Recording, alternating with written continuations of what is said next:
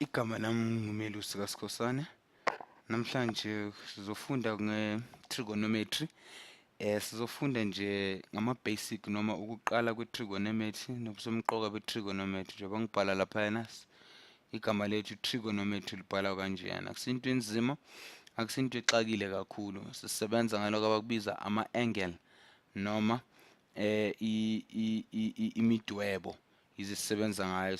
I-trigonometry ihlukaniswe amagama amabili, utrigo nonometry. Ngizodweba nje isikhangiso esibonisayo nesizosebenza ngaso kakhulu enisazosibona.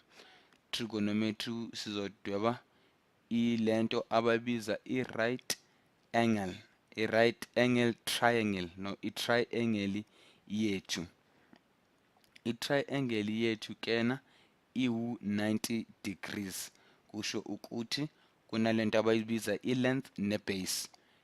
I-triangle laphayana iwu-90 degrees. Ku-triangle yethu sinalento abayibiza i-length njengoba sengishilo ekuqaleni, siphinde sibe ne-base. Sizothi mhlambe i-length yethu siyenze u-3. U-3 na yi-length yethu laphayana ku-triangle yethu. Maqeda sibe nalento abayibiza i-base esizoyibhala yona u-4. Ekusemqoka futhi ukhumbule ukuthi iside noma icala elibhekane ne-right angle yethu ewu-90 degrees leli esilibhale ngo-5 liyi-hypotenuse. I-hypotenuse yethu yiyo leyana esinayo ku-trigonometry yethu noma ku-right angle triangle yethu. Yileya yi-right triangle yethu esinayo, ne-hypotenuse, ne-length, ne-base esizothi sisebenze Pythagoras theorem. Lokho sisazofunda ngako. Pythagoras theorem into esiza ukuthi sithole i-hypotenuse yethu ukuthi ingakanani. Laphayana sino-3 squared no-4 squared. Uma uzihlanganisa kumele zikhiphe inombolo eku-hypotenuse yethu. Uyabona u-3 no-4 na uma ubahlanganisa ubenza u-5 or benza kumele balingane i-hypotenuse yethu ewu-5 squared. Sisazofunda ngalokho ukuya phambili. Kwa-trigonometry ke kunezinto ezintathu ezibalulekile, u-sin no-cos no-tan. Sin, cos no-tan. Yizo izinto esizisebenzisa kakhulu uma sibala noma sifuna ukuthola izimpendulo ze-right angle yethu noma ze-angle yethu yonke noma isidwebo sethu sonke. Nazi izinto esizisebenzisa ukuze sithole u-sin, u-cos no-tan. Into ozokumele uzihlale uzikhumbula njalo lezi uma ufuna ukuthola isibalo. Kunalento abayibiza u-so loyana no-kha laphayana simbhalile soccer toa. Kusho ukuthini lokhu na? Kusho ukuthi u-soccer loya u-sin kufana nokuthi u-soccer toa u-sin ufana nokuthi opposite over adjacent. Opposite over adjacent. Usazobona izenze nje impilo yethu ku-trigonometry ibe lula nje kakhulu. U-kha loya wethu noma u-cos simsebenzisa lapha ku-kha wethu kuba u-opposite over hypotenuse naye. Ngiyaxolisa, u-adjacent. U-adjacent over hypotenuse. U-tan yethu ke yena kube u-toa wethu kube u-tan opposite over adjacent. Leza zinto ke yizo esizisebenzisa kakhulu ukuze sithole izimpendulo zethu eziningi ekumele siziphendulile ku-trigonometry. Qala ngako nje kwamanje ukuthi sithole i-angle noma iside esingasebenza ngayo. Sothi lela side noma i-side of theta.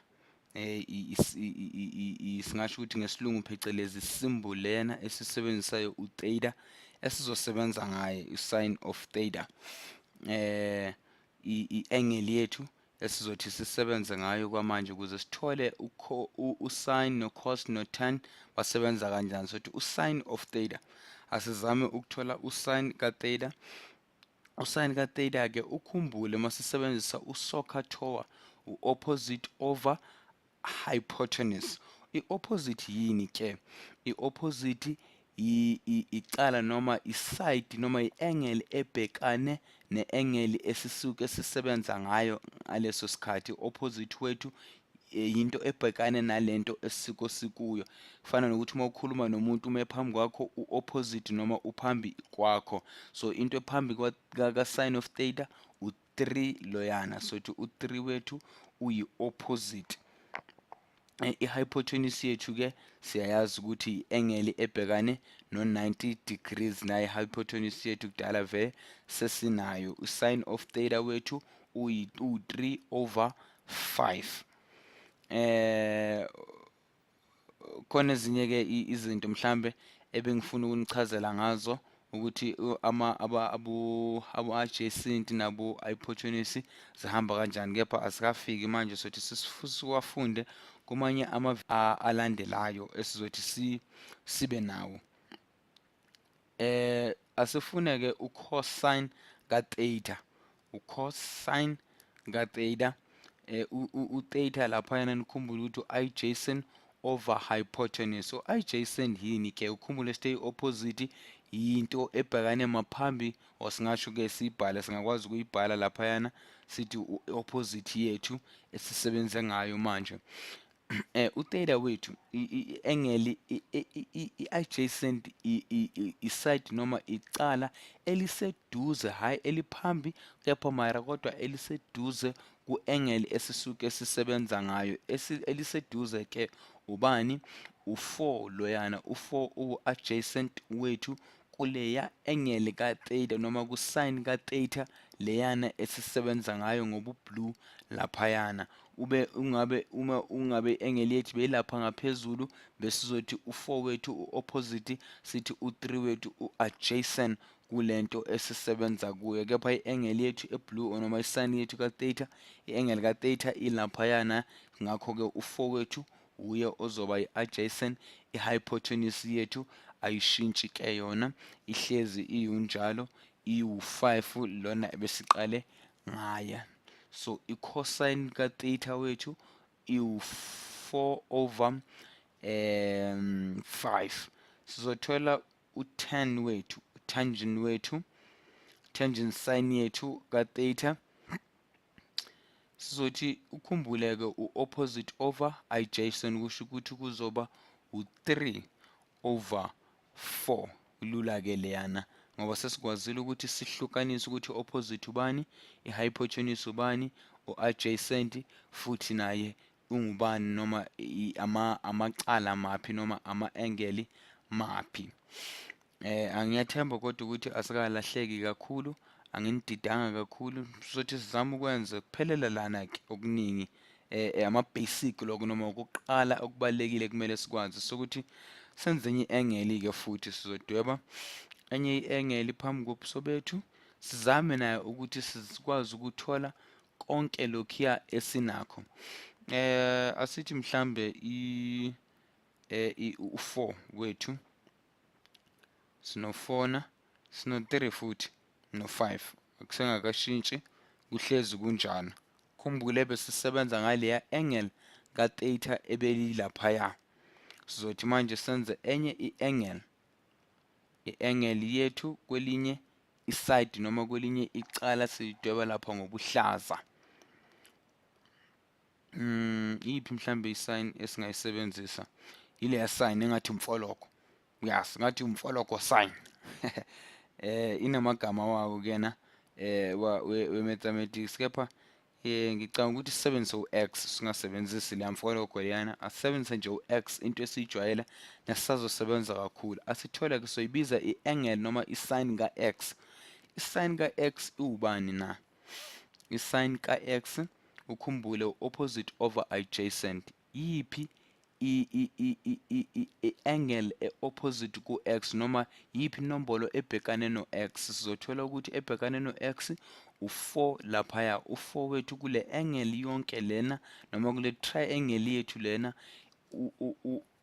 u-x ufona u-opposite ngoba ungaphambi ko-x. Ngakho-ke sesizothi opposite yethu over hypotenuse, hypotenuse yethu asikamshintshi usenjalo usesewuloya 5 ebesinaye.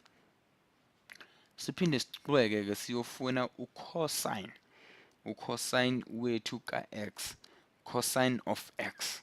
Cosine ka-x wethu uye sizomfuna. Sizothola-ke ukuthi u-adjacent over hypotenuse. Ukhumbule into e-adjacent into esondelane no-x. Yini esondelane no-x noma iseceleni kuka-x? U-3. U-3 useceleni kuka-x, akabhekananga, akekho semuva noma maphambi kwa-x, kepha useceleni kuka-x.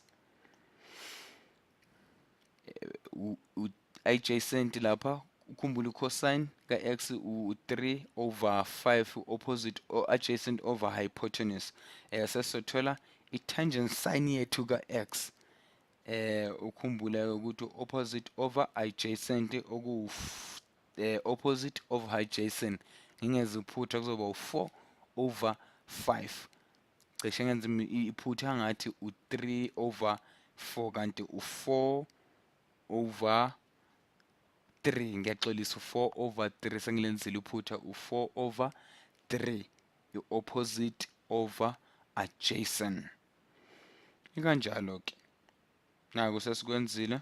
Sazofunda mhlambe ngokunye okuningi, kepha nake kumqoka kumele sikwazi ngama-angle wethu. Njalo masibala ama-angle kuthiwa uthole i-cosine ye-angle noma uthole i-sine ye-angle ethize, wazi ukuthi kunalento abayibiza SOHCAHTOA, okukwazi ukuthi sithole usine, ucos notangent bethu ku-angle esisuke sisebenza ngayo noma sisuke sibala sifuna ukuthola ukuthi izibalo zethu zime kanjani. Lokhu-ke esizokufunda kukho okuningi, sizobonana kwamanye amavidiyo azayo. Siyabonga.